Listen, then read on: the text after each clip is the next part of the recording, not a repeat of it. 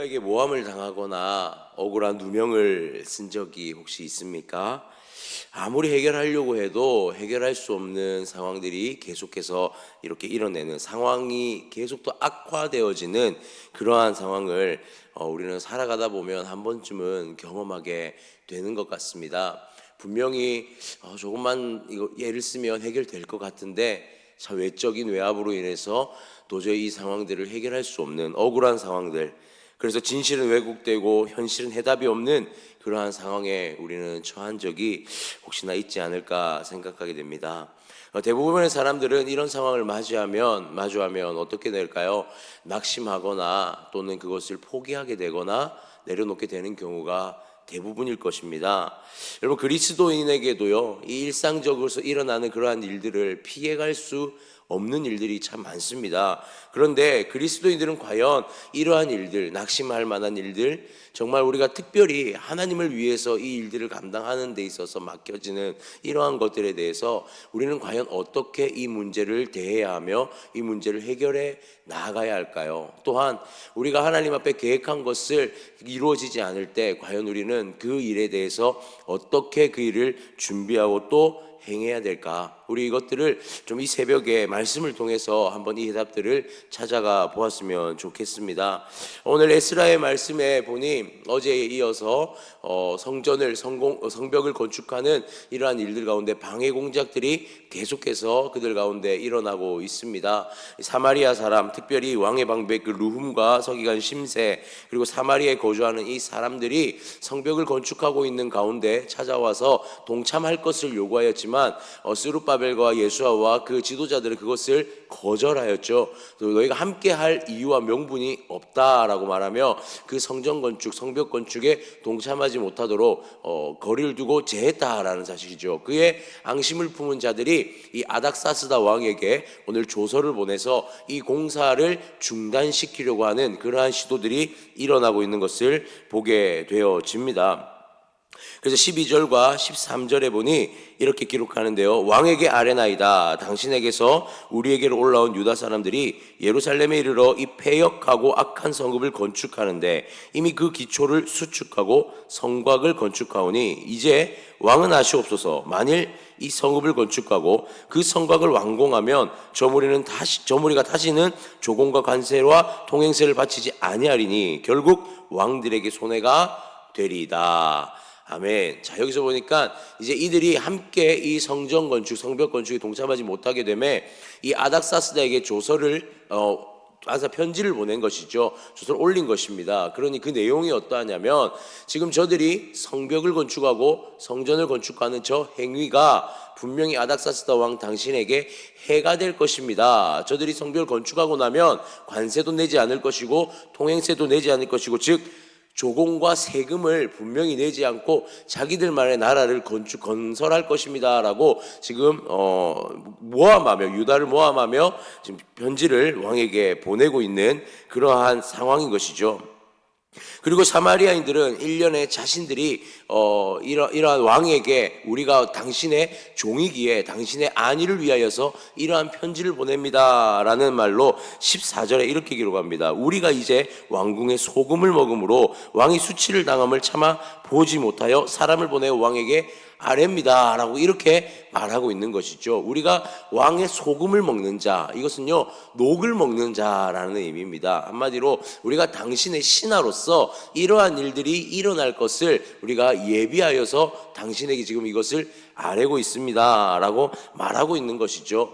여러분, 이것은 사마리아 사람들의 유다를 향한 모함이죠. 분명히 모함입니다. 이 유다 백성들, 이스라엘 백성들이 포로에서 귀환하고 성전과 성벽을 건축하는 이유는 무엇입니까? 단 하나의 이유입니다. 하나님을 예배하는 것. 하나님 앞에 다시 한번 예배하기 위한 그들의 시도였는데 이것을 사마리아 사람들은 함께 동참하지 못함에 아닥사스다 왕에게 모함하고 모략을 꾸미고 있는 것이죠.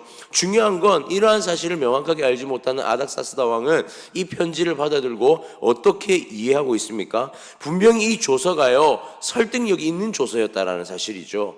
그래서 왕에게 이들이 이렇게 말합니다. 15절에 보니 왕은 조상들의 사기를 살펴보시면 그 사기에서 그 성읍은 패역한 성읍이라 예로부터 그 중에서 항상 반역을 행하여 왕들과 각도의 손해가 된 것을 보시고 아실지라 이 성읍이 무너짐도 이 때문이니이다. 아멘. 자, 여기서 보니까 바벨론과의 관계, 과거에 이스라엘은 수시로 애굽과 손을 잡았고 그들은 계속해서 반역을 일으키며 여러 그런 상황들을 통해서 이스라엘의 왕이 다스릴 때에 그런 상황들이 역사적인 기록이 있으니까 한번 살펴보십시오 라고 청하고 있는 것이죠. 아닥사스다 왕의 입장에서는 실제로 이 사기를 보니 실제로 과거에 그런 일들이 계속해서 반복되어져 왔던 것들이 기록되어 있는 것이 보였다는 것이죠. 그러니까 이 사마리아 사람들의 이러한 요청이 터무니없는 것이 아니라 어쩌면 굉장히 그에게는 설득력 있는 편지, 조서가 되었을 수도 있었다라는 사실입니다.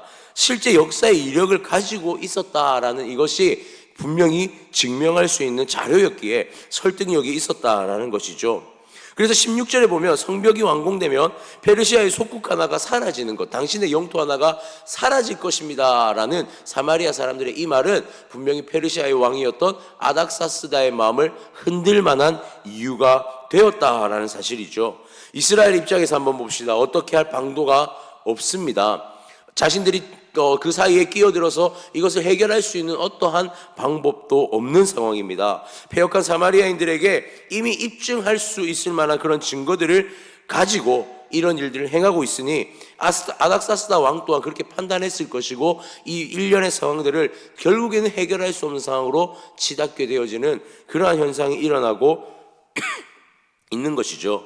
여러분, 하나님의 일을 감당합니다. 우리가 하나님의 일을 정말 하나님을 예배하고 하나님 앞에 그 귀한 사역들을 감당하려고 일어날 때에, 영적인 다시 한번 운동이 일어날 때에 사단은요 결코 가만히 있지 않는다라는 사실입니다. 오늘 사마리아인들의 이러한 것은요 우리의 모든 영적 활동 가운데, 하나님을 위한 모든 사역 가운데 사단의 그 막는 행위와 매한 가지로 우리가 볼 수 있다라는 사실입니다. 사단은요 끊임없이 사람의 마음을 불안하게 만들고 그 거짓을 마치 진짜인 것처럼 살짝 비틀어서 우리의 마음과 생각을 흔들어서 모든 하나님의 나라의 확장과 그 역사를 막기에 힘쓰고 있다라는 사실입니다. 여러분, 실제로 사실이죠. 어찌 보면 아닥사스다 왕이 보았던 그 사기의 내용들은 사실일 수 있습니다. 그런데 오늘 유다 백성들, 이스라엘 백성들의 의도와는 전혀 다른 의도가 아닥사스다 왕에게 전달되어진 것이죠. 사단은요 이러한 방법을 사용한다라는 사실입니다. 진실이지만 진실 같지 않은 그러한 비틀어진 어떠한 사실, 왜곡된 것을 가지고 사람의 마음을 흔들고 미혹하여서 무엇을 막습니까? 하나님 나라의 회복을 막기 위해 애쓰고 있다라는 사실입니다. 사단은요 끊임없이 그것이 이루어질 수 있도록 끊임없이 그 반복적으로 하나님 나라의 확장을 막고 방해하고 있는 것이죠. 이러한 사단의 방해 공작은요 하나님의 일을 하는 가운데 비일비재하게 사실 일어납니다. 작은 문제부터 감당하지 못할 큰 문제까지 하나님의 나라의 모든 것이 방해될 수 있도록 끊임없이 시도한다라는 사실이죠. 그런데 이러한 일이 일어날 때에 이 문제가 하나님께서 바로 해결해 주시면 좋을 텐데, 하나님이 이것을 바로 해결해 주셔서 하나님께서 해결해 주셨다라고 찬양할 만한 일이 일어나면 좋은데, 오늘 성경을 보니 성벽 건축이 중지되어져 버리는, 우리가 하나님을 믿고 따르고 의지하는 것과는 다르게 그 성벽 건축이 중지되어 버리는, 하나님의 일이 정지되어 버리는 이런 일이 발생하게 되더라라는 사실입니다. 21절과 22절을 보면 이렇게 기록합니다. 이제 너희는 명령을 전하여 그 사람들에게 공사를 그치게 하여 그 성을 건축하지 못하게 하고 내가 다시 조서 내리기를 기다리라. 너희는 삼가서 이 일에 게으르지 말라. 어찌하여 화를 더하여 왕들에게 손해가 되게 하랴 하였더라. 아멘. 아닥사스다 왕은요 이 사기를 살펴보니 실제 그런 일이 있었다는 사실을 발견하게 되죠. 그러면서 조서를 내립니다. 이 공사를 지금 즉시 중단하게 하라. 이 사마리아 사람 르훔과 심세와 사마리아 사람들에게 즉시 달려가서 너희가 게으르게 이 일을 처리하지 말고 지금 즉시 달려가서 이 공사를 중단할 것을 명령해라 말하고 있습니다. 그리고 23절에서는 어떻게 합니까? 이들은 급히 달려가서 이 공사를 중단시키고 있는 것이죠. 이스라엘 백성의 입장에서 보십시오. 청천벽력과 같은 일이 일어난 것입니다. 자신들은 그저 하나님 앞에 예배드리고 자신들은 그저 돌아와서 황폐해진 그 땅에 다시 하나님 앞에 서기 위한 시도를 하고 있을 뿐이었는데 누군가의 그 모략과 누군가의 그 모함으로 인하여서 하나님 나라를 위한 일이 중지되어져 버린 거예요. 여러분, 이것이 우리가 믿는 자로서 어쩌면 이해할 수 없는 일일 수 있습니다. 우리 하나님 전지전능하신 하나님이시지 않습니까? 우리 하나님 모든 것을 막으실 수 있는 하나님이시지 않습니까? 그 아닥사스다라는 페르시아, 하나님께서 정말 막지 못할 만한 그런 강대한 나라일까요? 하실 수 있다라는 사실이죠. 그런데 하나님은 이 상황 가운데 이 공사를 그냥 중단되게 놔두시더라는 사실입니다. 여러분, 우리 그리스도인들에게 이런 문제가 발생할 때가 너무 많습니다. 하나님께서 조금만 신경 써주시면 될 만한 일들인데 하나님께서 우리 분명히 하나님의 일을 하고 있는데 왜 하나님께서 이 문제를 해결해 주시지 않을까? 하나님 정말 주님을 위해서만 이 일을 감당하는데 왜 하나님은 이 일을 해결해 주시지 않을까? 여러분, 이런 상황에 닥쳤을 때 그리스도인들은 과연 이 문제에 대해서 어떻게 이해하고 감당해야 할까요? 사실 오늘 성경을 보면요, 이러한 문제에 대해서 해결하는 어떠한 시도도 보여지지 않습니다. 이스라엘 백성의 어떠한 몸부림이 있었다라는 것도 따로 기록되지는 않습니다. 그저 24절에 보니 이에 예루살렘에서 하나님의 성전 공사가 바사왕 다리오 제2년까지 중단되었더라. 그저 중단되었다로 끝나고 있습니다. 이 기간이요, 대략 한 15년 정도에서 16년 정도 사이의 기간이 되어집니다. 여러분, 짧은 기간이 아니에요.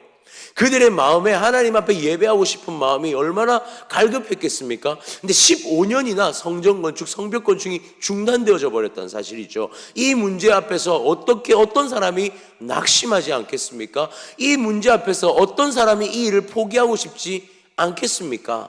그런데요, 하나님은 이 15년의 중지된 시간을 그들 가운데 분명히 허락하셨다라는 사실입니다.